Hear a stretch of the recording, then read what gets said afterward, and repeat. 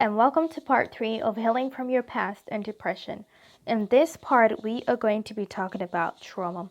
Sometimes this is a touchy topic, a very sensitive, not touchy, but a very sensitive topic that most people don't dive too much into detail with.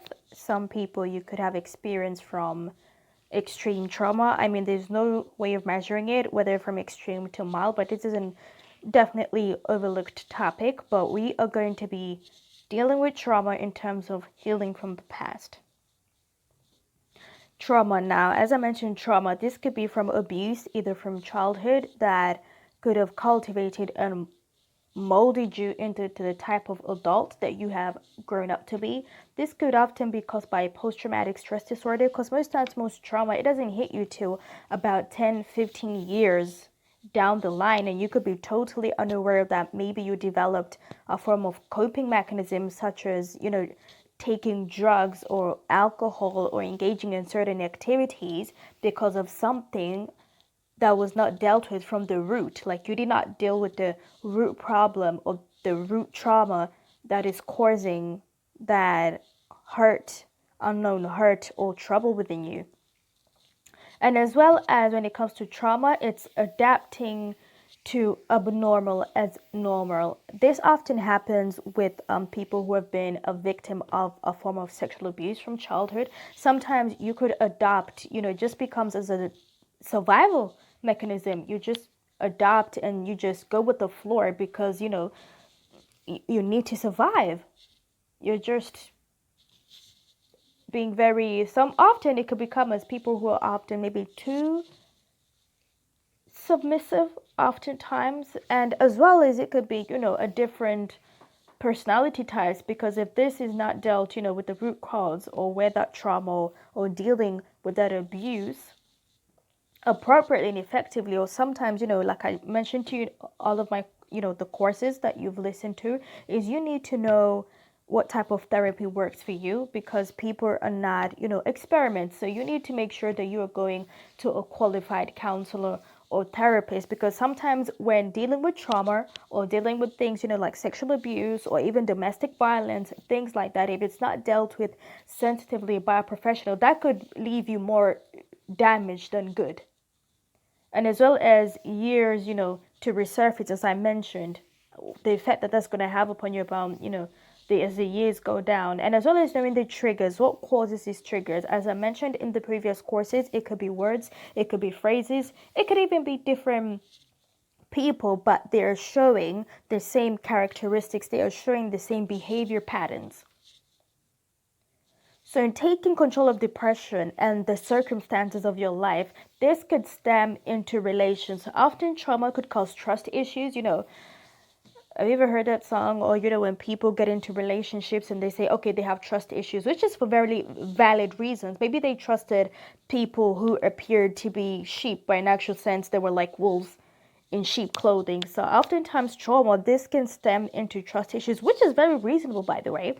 But this wound often seeps through other relationships, and you have the other person. It could even be in friendships, where you feel like you yourself are never really fully competent. You always feel like you have to make up and do something extra to be accepted, and the other person ends up feeling emotionally, socially, physically, even mentally drained by having to constantly do things to gain your trust or to gain your effort.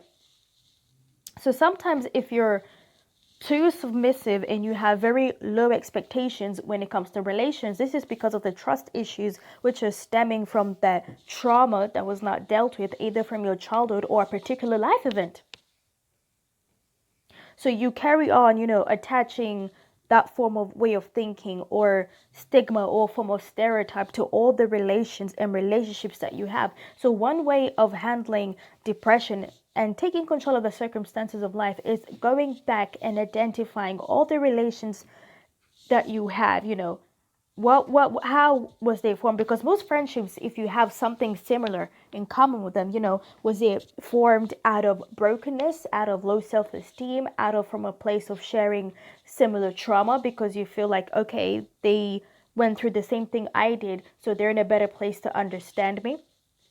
So self-reflection there is needed, and as well as making excuse for the other party. When in terms of relations, and when it comes to dealing with trust issues, the expectations are lowered, meaning sometimes you often make excuse for the other party when you know they're not doing the minimum that it takes to build an established effective trust. So you need to sit down and define on what trust means to you, and how a person, or what are the criteria, and are they reasonable criteria that an individual has to meet before gaining your trust. So sometimes this could lead somebody to settling for breadcrumbs when you could have the whole loaf of bread. And as well as low self-esteem and validation.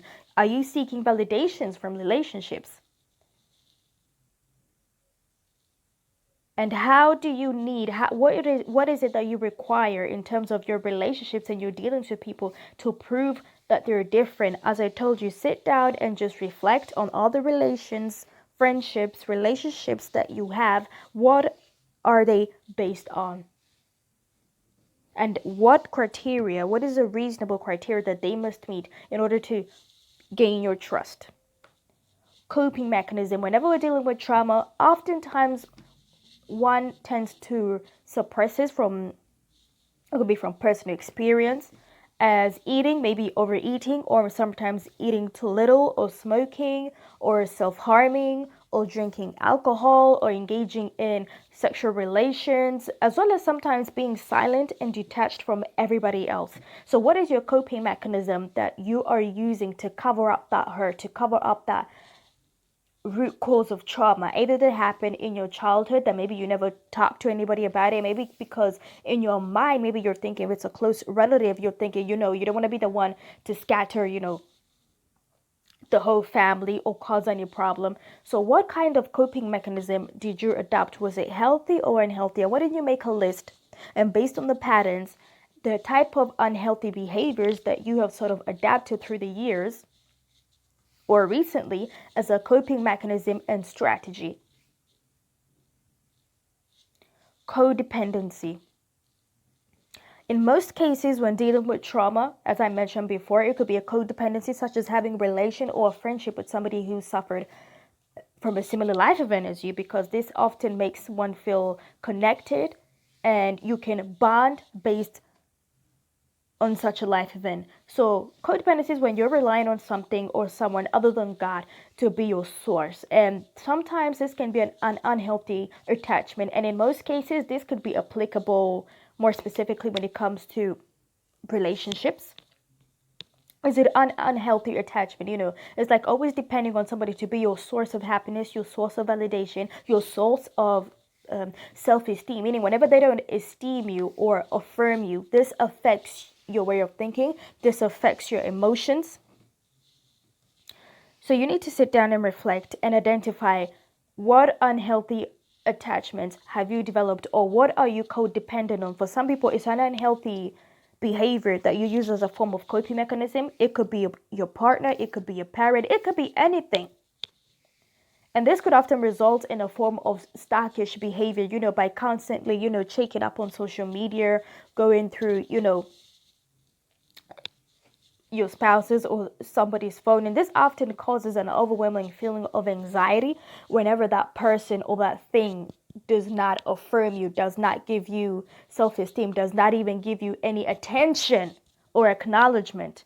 So you need to break free from this and live as if they never existed. You need to retrain your mind, and ask, okay, how did you used to live life before you started drinking, before you started smoking, before you started engaging, with certain people that are giving you the bare minimum, that they're giving you breadcrumbs. Because oftentimes the expectation that you are placing on something or somebody else, they could often feel emotionally and mentally overwhelmed, because maybe you're seeking to them to be the source of your happiness. Make or break. Oftentimes trauma, depending on what perspective you are viewing it from, and depending on personal experience, one size it does not fit all. It can either make or break you. So I need you to reflect on a past event, on trauma, or through your childhood and identify how did this trauma shape you as an individual that you are now, and how, if it has happened recently, how do you want it to shape you from this particular time and point that you're listening to this. When you look at 5 years, 10 years down the line, do you still see yourself dragging along what happened to your childhood? So this depends on what angle you look at it from. Did it make you stronger or weaker? Is it going to make you independent or codependent? Is it going to be informative, or have you falling for the same deception? As well as influencing your future relations with other people. How is this going to determine how you now relate, knowing what you know now, having reflected and done the assignment that you have done now? How is this going to influence your future relationships or your future friendships? Are they going to be based off of that bond, or is it going to be based from a place of wholeness? Coping strategy. Whenever it comes to dealing with trauma, part of the coping strategies just can be identified depending on your personal counselor or therapist whom you'll be working closely with, and as well as this is dependent on the type of theory that you will be using. So avoid displacements. Displacements, oftentimes when dealing with trauma, you know that you're upset, something that happened at your childhood. This could happen in a conversation, maybe with your spouse or with family. You know what you're angry at, but you decide to displace that anger, that emotion, that passive aggressive on them or on something else. So you need to avoid displacements and deal with the root cause of that trauma. And as well, this comes by knowing your triggers and breaking unhealthy relationships and that codependence mentality or emotionally. So a self-reflection, as I mentioned in the previous slide, is needed to know where you are, to know and identify the root cause, and as well as reflect how that has influenced you as a person who you are now, and how you'd like that to either make or break you in the future. And being content as well with yourself and appreciating that yes, you are still a work in progress. Yes, some stuff did happen in the past that you have no power to possibly change, but now you have the information, you have the tools, you have the strategies in place to make a difference on what happens to your tomorrow, to next week, to the next years of your life by God's grace. And not reacting from a place of brokenness and trauma. Remember, in the previous classes, as you have listened, we need to stop, think, reflect. And with that, we're going to be responding. You need to respond from a place of peace and wholeness. Over to you. I'm going to thank you very much for listening. And I want you to go back and recap on part 1, part 2 of this course, and write down your strategies and put them to work. Put them practically to work. Because the more you affirm yourself, the more you know more about yourself, the more you can start dealing and responding to situations and the circumstances of life and depression from a place of peace and wholeness. So remember, stop, think, and reflect. Respond and not react. Thank you. See you in the next course.